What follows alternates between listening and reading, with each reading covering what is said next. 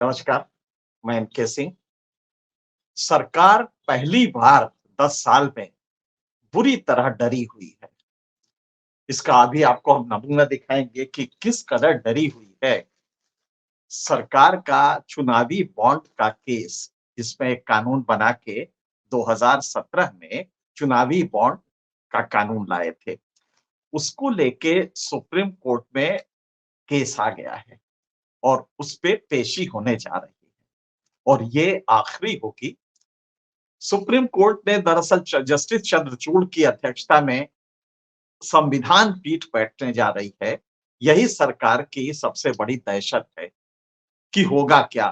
तो यूं समझिए कि इतनी बुरी तरह दहशत में है कि आज टाइम्स ऑफ इंडिया में, ये आप देख रहे हैं, आज का एक ये लेख है।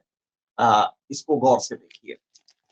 Citizens do not have right to know source of electoral funds centre to SC. जनता को साहब कोई अधिकार नहीं है ये जानने का कि पैसा कहां से आता है, कौन सा कॉर्पोरेट घराना देता है। ये बात सरकार अभी से पेशबंदी, अभी केस की सुनवाई नहीं हो रही है, बहस नहीं हो रहा है। जस्टिस चंद्रचूड़ की अध्यक्षता वाली कॉन्स्टिट्यूशन कमेटी जैसे ही बैठी, कॉन्स्टिट्यूशन बेंच जैसे ही फैसला हुआ, ये 16 तारीख का फैसला है। दरअसल हुआ ये था कि इसके पहले 10 तारीख का 10 अक्टूबर को ये माना गया कि भाई ये कॉन्स्टिट्यूशनल मैटर नहीं है।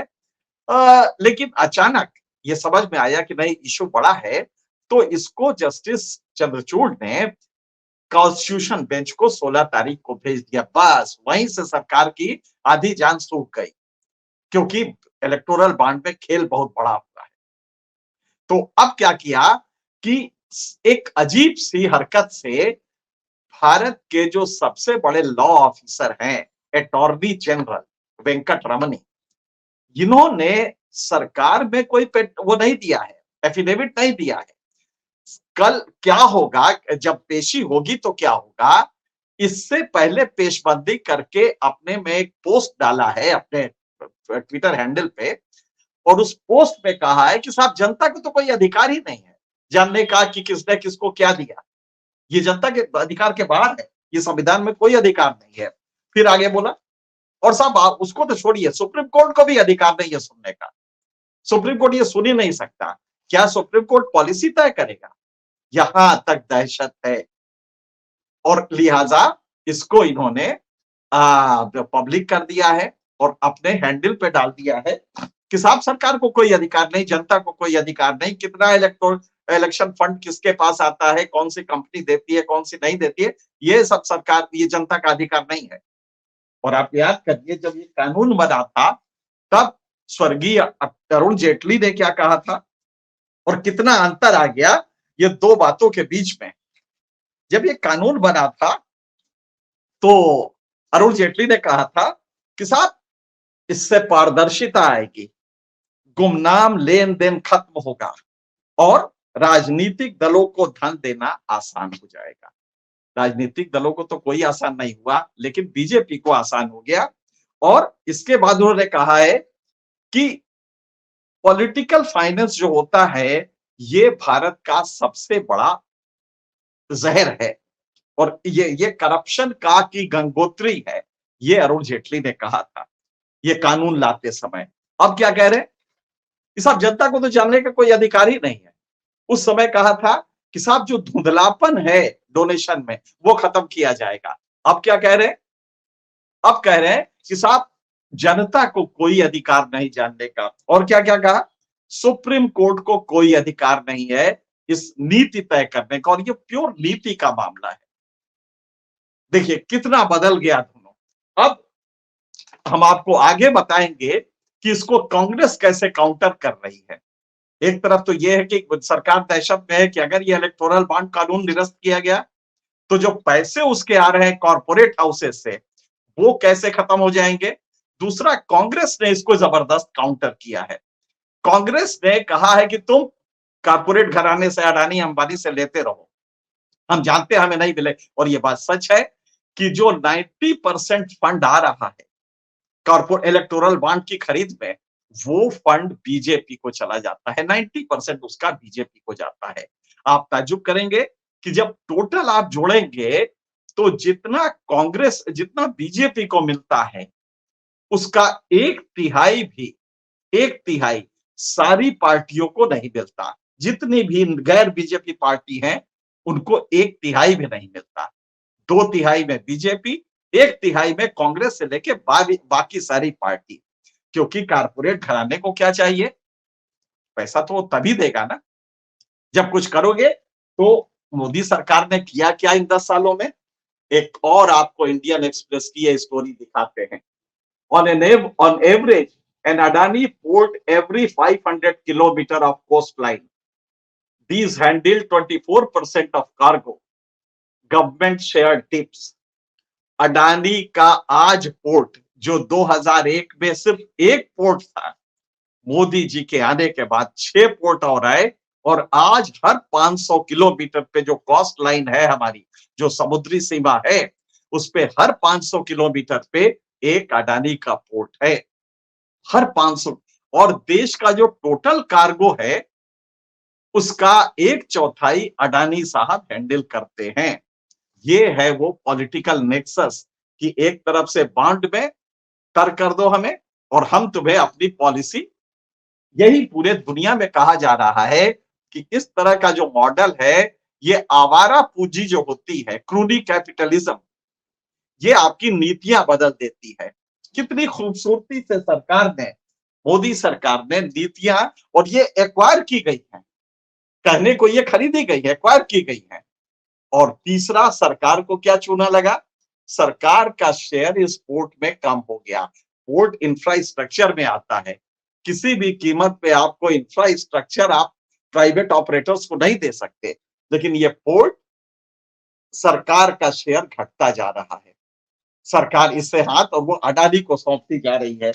यही है वो इलेक्टोरल बॉन्ड का नेक्सस, जो कि कानून बदल के लाया गया है, कानून बना के लाया गया है। अब इसके पीछे जो दूसरी चीज है जो हम आपको बताना चाहते हैं, कांग्रेस जानती थी ये बात कि हम कंगाल हो जाएंगे क्योंकि उसके पास पैसा नहीं आ रहा है। कौन कॉर्पोरेट देगा? कारपोरेट घराना अगर गलती से दे दिया तो सरकार को मालूम चल जाएगा, क्योंकि वो एसबीआई के बॉन्ड्स होते हैं। और किसी भी अपोजिशन को नहीं मालूम चलेगा, किसी भी जनता को नहीं मालूम चलेगा कि वो बॉन्ड किसने खरीदे और किसको दिए। लेकिन सरकार को यह मालूम है क्योंकि एसबीआई में ये चेक के थ्रू दिया जाएगा। तो अडानी ने चेक दिया तो अडानी को किसी को नहीं बताना है, लेकिन सरकार को एसबीआई के थ्रू मालूम हो जाएगा कि अडानी ने कितने का खरीदा और किसको दिया। अब जरा सोचिए कि कौन सा कॉर्पोरेट होगा जिसकी हिम्मत होगी कि अपना बॉन्ड खरीदे और कांग्रेस को दे दे, समाजवादी पार्टी को दे दे, तृणमूल कांग्रेस को दे दे। तो इनका चैनल सूख गया है, इनको फंड नहीं मिल रहे हैं। तो कांग्रेस ने इसका बड़ा अच्छा तोड़ निकाला है। तोड़ ये है कि तुम अडानी अंबानी से लो, तुम कॉर्पोरेट घरानों से लो, तुम बॉन्ड्स खरीदो, हम भिक्षाटन पे चले जाते हैं। हम इलेक्टोरल बॉन्ड की जगह जनता से कहेंगे, क्राउड फंडिंग कहते हैं, हम जनता से मांगेंगे, हम जनता से याचक बन के मांगेंगे कि भाई अगर आपको, और उसका नारा क्या देंगे? अकेली डेमोक्रेसी के खिलाफ, डेमोक्रेसी बचाने के लिए लड़ने वाली पार्टी मोदी के शासन के खिलाफ, ये उसका नारा होगा। एकमात्र पार्टी जो प्रजातंत्र के लिए लड़ रही है, डैश मोदी के शासन के खिलाफ, ये उसका नारा होगा। और वो दर दर जाएगी, घर घर जाएगी और मांगेगी। दरअसल ये बीजेपी की बड़ी पुरानी स्टाइल है। बीजेपी, आपको याद होगा कि हर घर से एक एक चम्मच मिट्टी मांगती थी राम मंदिर बनवाने के लिए। इसका फायदा ये होता है कि जिसने आपके अपने घर से एक रोटी, एक मिट्टी दे दी राम मंदिर के लिए, वो इमोशनली जुड़ जाता था। कांग्रेस भी यही तरीका अपना रही है कि वो क्राउड फंडिंग में 100 रुपए आप हमें दीजिए, हमें अंबानी से नहीं लेना है, क्योंकि अंबानी से लेने के बाद अंबानी तो दे देंगे 1000 करोड़, लेकिन उसके बाद हमें पॉलिसी हमें बदल देनी पड़ेगी। पूरी दुनिया में ये था। दरअसल क्राउड फंडिंग का कंसेप्ट ही पश्चिमी दुनिया में आया था, क्योंकि कॉरपोरेट जब मदद करता था तो सरकार में आने के बाद वो कहता था पॉलिसी हमारे हिसाब से बनाओ। तो इसको लेके कुछ पॉलिटिकल पार्टीज ने, लिबरल पार्टीज जो थी, उन्होंने ये शुरू किया कि भाई हम सीधे जनता से देंगे, हमारे ऊपर कोई दबाव नहीं रहेगा, जनता हमें अच्छा मानती है तो हमें देगी। तो ये क्राउड फंडिंग का कॉन्सेप्ट शुरू हुआ। यूरोप में काफी तेजी से आया, अमेरिका में भी है। इस क्राउड फंडिंग का फायदा ये होता है कि आपने अगर 100 रुपए कांग्रेस के खाते में डाले तो सोशल प्लेटफॉर्म होगा, कांग्रेस उसको डेवलप कर रही है, टेक्निकली काफी साउंड करने जा रही है। मेरे ख्याल से ये जल्दी ही 2-3 महीने में लॉन्च होने जा रहा है। तो इसको करके क्राउड फंडिंग का ये प्रोसेस, और जनता से कहेगी कि साहब आप 100 रुपए हमें दीजिए, 500 दीजिए, 1000 दीजिए, इससे ज्यादा हमें नहीं चाहिए। लेकिन अगर आपको प्रजातंत्र को मजबूत करना है तो आप हमें ये धन दे ताकि हम मजबूत हो सके अडानी अंबानी की ताकत के खिलाफ, मोदी सरकार के लोकतंत्र के हनन के खिलाफ। ये इसके पीछे कंसेप्ट होगा। अब इमोशनली ये एक वो हो जाएगा, अटैचमेंट हो जाएगा जो लोग देंगे। अब तो करना क्या होगा, इलेक्टोरल बॉन्ड के पहले से ही पेशबंदी करना शुरू करें तो हमारे अटॉर्नी जनरल साहब वेंकट रमनी साहब, जो देश के सबसे बड़े लॉ ऑफिसर है, उनका अपने साइट पे उन्होंने एक पूरा आर्टिकल लिखा है और कहा कि साहब सरकार, सुप्रीम कोर्ट को कोई अधिकार नहीं है। उन्होंने क्या क्या कहा ये आपको बताना बड़ा जरूरी है। एक तो जनता के पास कोई राइट नहीं है ये जानने का कि किसको कितना फंड मिला। अब आपको, आपकी जानकारी के लिए, हुआ यह था कि 2003 में People's Union for Civil Liberty, PUCL के केस में सुप्रीम कोर्ट ने फैसला दिया था कि जनता को हर वो चीज जानने का हक है जिससे कि वो चुनाव में ओपिनियन बनाता है। और यही था कि आपराधिक पृष्ठभूमि के प्रत्याशियों का उसने आदेश दिया कि पूरा लेखा जोखा वो दायर करे एफिडेविट के साथ कि हमारी ये आपराधिक पृष्ठभूमि रही है। तो एजी साहब ये कह रहे हैं, हमारे वेंकट रमनी साहब ये कह रहे हैं, साहब वो मामला अलग है, वो मामला अलग है, आपराधिक पृष्ठभूमि जानना अलग बात है, लेकिन पैसा किसने पार्टी को कितना दिया ये जानना जनता के हक में नहीं है। ये जनता को कोई अधिकार नहीं है जानने का। कोई उनसे पूछे कि हमें पता कैसे चलेगा कि किस पॉलिटिकल पार्टी को कितना पैसा किसने दिया है, और फिर हमें भी तो ये शक होगा ना कि आपने किससे क्या लिया है। लेकिन वेंकट रमनी साहब का कहना है साहब सुप्रीम कोर्ट को ये अधिकारी नहीं है, और फिर ये जो सुप्रीम कोर्ट का जजमेंट है 2003 का, ये भी किसी मतलब का नहीं है, इससे ये नहीं आप कर पाएंगे। और उन्होंने बड़ा अच्छा एक फ्रेज यूज का, इसको कहा जाता है पेनम्ब्रल पेनम्ब्रल एक्सप्लेनेशन। इसमें यह होता है कि जो ऐसे अधिकार है जो कॉन्स्टिट्यूशन में नहीं है लेकिन वो माने जाते हैं, जैसे कि मान लीजिए यही अधिकार है कि जनता को प्रत्याशी और पार्टी के बारे में सब कुछ जानना चाहिए।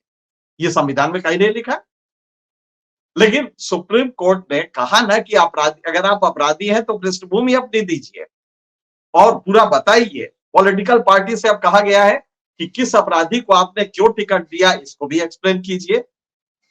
तो उसी का ये भी है कि किस पॉलिटिकल पार्टी को किस अडानी ने कितना पैसा दिया, ये भी जनता को तो मालूम होना चाहिए। लेकिन हमारे एजी साहब कह रहे हैं, अटॉर्नी जनरल साहब कह रहे हैं, नहीं नहीं ये तो जनता का कोई राइट ही नहीं है जानने का, और सुप्रीम कोर्ट भी इस तरह का आदेश नहीं दे सकता। जरा सोचिए कितनी डरी हुई है सरकार कि अभी सूत्र का पास, अभी पेशी होनी, अभी बहस होनी है, फाइनल हियरिंग है, अभी बहस होनी है, लेकिन अभी से ही पेशबंदी कि सुप्रीम कोर्ट का पावर नहीं, जनता के पास पावर नहीं। और फिर अगर आप कोई, फिर ये भी कहा है उसमें कि अब अगर आप कोई नई चीज कॉन्स्टिट्यूशन में पेनम्ब्रिक डेफिनेशन से लाना चाहते हैं, पेनम्ब्रल डेफिनेशन से लाना चाहते हैं, मतलब कि अपने सोच के कि हाँ ये संविधान में नहीं लिखा है लेकिन ये है, तो लाना चाहते हैं तो पहली बार लाने के पहले ये जनता की अदालत में, जनता में जाना चाहिए, पार्लियामेंट में डिस्कस होना। आज अटॉर्नी जनरल साहब को पार्लियामेंट सुप्रीम नजर आ रहा है, आप जरा सोचिए कितनी दहशत होगी कि अभी सुनवाई शुरू नहीं हुई है, लेकिन उसके ठीक कुछ घंटों पहले यह शुरू हो गया है कि सुप्रीम कोर्ट के पास पावर नहीं, जनता के पास हक नहीं, ये संविधान में ये नहीं लिखा है। संविधान में आर्टिकल 119(1)(c) जो फ्रीडम ऑफ एसोसिएशन है उसका हवाला दिया जा रहा है। कुल मिला के ये कहना है कि साहब इलेक्टोरल बॉन्ड आप खत्म ना कीजिए, आपके अधिकार में नहीं है। कितनी दहशत में है ये सबका, सिर्फ एक चंद्रचूड़ के आने की वजह से कि जस्टिस चंद्रचूड़ साहब उस 5 मेंबर कॉन्स्टिट्यूशन बेंच की सदारत कर रहे हैं, बस इतना काफी है। एक सीजेआई का आना क्या हुआ कि 5 मेंबर, और ये 5 मेंबर है कौन से? CJI, chief justice of India Chandrachud साहब तो नहीं है, उसके अलावा जस्टिस संजीव खन्ना है, जस्टिस बी आर गवई है। याद होगा बी आर गवई वही जज है जिन्होंने राहुल गांधी के केस में हाई कोर्ट को डांट लगाई थी, गुजरात हाई कोर्ट को। कहा था इनके बारे में क्या कहना है साहब, बड़े व्यंग से कहा था और राहुल गांधी को रिलीफ दिया था। तो जस्टिस गवई है, जस्टिस जे बी पर्दीवाला है और जस्टिस मनोज मिश्रा है। सरकार दहशत में है, सरकार की हालत खराब है कि आगे होगा। अगर इलेक्टोरल बॉन्ड गए तो इनका जो स्रोत है वो सारा पैसे का खत्म हो जाएगा। और आपको बता दें, एक बार की बात है जब अभी कर्नाटक में सरकार बदल रही थी, एमएलए की खरीद फरोख्त हो रही थी, तो एसबीआई को मजबूर किया गया था कि ये बॉन्ड जो होते हैं साल में 4 बार दिए जाते हैं, लेकिन मजबूर किया गया कि बीच में बॉन्ड निकालो, और उसको किसी एक कॉर्पोरेट हाउस ने खरीदा और वो पैसा इस्तेमाल हुआ एमएलए को खरीदने में। ये कर्नाटक की जो सरकार गिरी थी जिसमें एमएलए इधर से उधर हो गए थे, इसके पीछे यही इलेक्टोरल बॉन्ड था। तो सरकार कभी नहीं चाहेगी कि ये इलेक्टोरल बॉन्ड का धंधा खत्म हो। तो बहुत बेचैन है कि कहीं ऐसा ना हो कि सुप्रीम कोर्ट इसे खत्म कर दे, क्योंकि गैर कानूनी भयंकर है। वो सारा का सारा एक धुंधलापन जबरदस्त है, क्योंकि उसमें कॉर्पोरेट पैसा देगा, बॉन्ड खरीदेगा। बॉन्ड खरीदेगा, किसको देगा ये उसको बताना नहीं है, बॉन्ड उसको नहीं बताना है, लेकिन सरकार को सब पता है। क्योंकि जब एसबीआई से खरीदेगा तो एसबीआई के पास लिस्ट होगी, एसबीआई के पास पेमेंट डिटेल होंगे, लिहाजा सरकार को हर चीज। अब किसकी हिम्मत है कॉर्पोरेट की कि कांग्रेस को पैसा दे दे, क्योंकि उसके बाद तो ईडी चला जाएगा। तो ये इसके पीछे राज है। अब कांग्रेस की मजबूरी है कि इसकी काट एक ही है, हम जनता के पास जाएं तो तुम पूंजीपतियों से लो, तुम पूंजीपतियों से लेके कानून बदलते, नीतियां बदलते रहो, हम जनता के पास जाएंगे, उसके सामने झोली फैलाएंगे। ये कांग्रेस की पॉलिसी नहीं आ रही है, और ये मुझे लगता है कि मास्टर स्ट्रोक होगा, क्योंकि जनता 100 रुपया देना कोई बड़ी बात नहीं है, 100 रुपया, 500 रुपया, 1000 रुपया, और कांग्रेस इससे और कुछ नहीं करेगी, अपना जो इमोशनल टच है, जो इमोशनल लिंक है, वो बढ़ा लेगी। तो ये एक नई चीज है जो कि हमने सोचा कि आपके लिए बहुत जरूरी है कि इस कांग्रेस बीजेपी कितनी दहशत में है। और जानते हैं जब ये कानून आया था तो कानून बनाने के कुछ घंटे पहले आरबीआई से, जैसे कि आप जानते हैं नोटबंदी में आरबीआई से पूछा ही नहीं गया, लास्ट में खाली एंडोर्समेंट के लिए बुलाया गया। तो इस कानून को बनाने के पीछे भी आरबीआई से कुछ घंटे पहले पूछा गया, तो आरबीआई ने हाथ खड़े कर दिए कि साहब ये गलत है, इसको नहीं करना चाहिए। तो सरकार का जवाब था नहीं नहीं बिल्कुल ठीक है, ये आरबीआई को नहीं समझ में आ रहा है। ये सरकार का, यही इलेक्शन कमीशन ने भी कहा था कि ये गलत है, लेकिन तब भी सरकार ने ओवररूल कर दिया था। आज ऊंट पहाड़ के नीचे आया है, सुप्रीम कोर्ट में मामला है, 5 मेंबर कॉन्स्टिट्यूशन बेंच, और वो भी जस्टिस डी.वाई. चंद्रचूड़ की सदारत वाली, वो सुनने जा रही है। तो सरकार के हाथ के तोते उड़ गए हैं। अब वो हर कोशिश कर रही है कि पहले से ही जनता में बताया जाए कि साहब सुप्रीम कोर्ट में तो पावर ही नहीं है। उसको लगता है कि सुप्रीम कोर्ट शायद इससे डर जाएगा। तो आप समझ सकते हैं कांग्रेस की क्राउड फंडिंग क्यों हो रही है, कांग्रेस भिक्षाटन के लिए क्यों निकली है, क्यों जा रही है, कि जनता से पैसा ले, क्योंकि ये बेस्ट तरीका माना जाता है प्रजातंत्र में कि हम जनता के लिए अगर करते हैं तो जनता हमें सस्टेन करे। अडानी क्यों करेगा हमें सस्टेन? इसकी बेसिक थ्योरी यही है। ये अमेरिकन वगैरह अमेरिकन डेमोक्रेसी में होता है, जिसमें आप मिल्क यूनियन से लेते हैं, जिसमें कॉर्पोरेट हाउसेस से लेते हैं और उनसे उसके हिसाब से पॉलिसी बनाते हैं। भारत में कोई सोच भी नहीं सकता कि आप कॉर्पोरेट से पैसा लेके अडानी को सारे पोर्ट्स दे देंगे। भारत में ये हो रहा है। तो इसकी काट यही है कि कांग्रेस जनता से जाके पैसे मांगे, वो कांग्रेस करने जा रही है। बहरहाल दहशत में है मोदी सरकार और 10 साल की 9 साल के साढ़े 9 साल के शासन में पहली बार उसको असली दहशत हुई है और वो भी जस्टिस डी.वाई. चंद्रचूड़ से, उनकी अध्यक्षता वाली कॉन्स्टिट्यूशन बेंच से। देखना है क्या होता है इसमें फैसला। फिलहाल इतना ही, किसी और मुद्दे पे आपसे फिर मुखातिब होंगे, तब तक के लिए